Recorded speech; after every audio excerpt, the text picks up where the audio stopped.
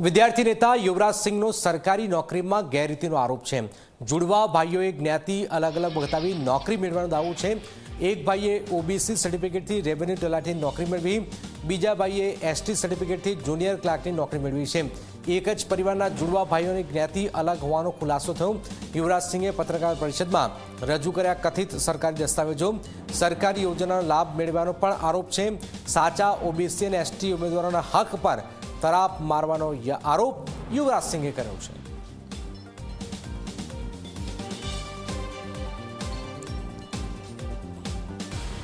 खास કરીને જોવા જઈએ તો હમણાં અમદાવાદ મ્યુનિસિપલ કોર્પોરેશનનું પરિણામ આવ્યું છે અને તેમાં નવગણભાઈ રેવાભાઈ સરસૈયા કરીને જે વ્યક્તિ ત્યાં નોકરી પર લાગેલા છે તે જુનિયર ક્લાર્કની પોસ્ટ ઉપર એસટી કેટેગરીના સર્ટિફિકેટ ઉપર લાગેલા છે। ત્યારે તેમના સગા જ ભાઈ એ આજથી 10 વર્ષ પહેલા 2015-16ની જે રેવન્યુ તલાટીની જે પરીક્ષા હતી તેમાં ઓબીસી એટલે કે એસસીબીસીના સર્ટિફિકેટ ઉપર હરેશભાઈ રેવાભાઈ સરસૈયા એ નોકરી પર લાગ્યા હતા અને હાલમાં તે મોરબી ખાતે પોતાની ફરજ નિભાવી રહ્યા છે। અને ખાસ કરીને જોવા જઈએ તો અમે જ્યારે આની વધારે તપાસ કરી વસુંધરા ગામમાંથી આના બીજા કહી શકાય પુરાવા ભેગા કર્યા ત્યારે અમને જાણવા મળ્યું કે આ જે વ્યક્તિ છે એ 2021ની તાલુકા પંચાયતની અણીટીંબા સીટ છે વાંકાનેરની ત્યાંથી ચૂંટણી પણ લડ્યા છે।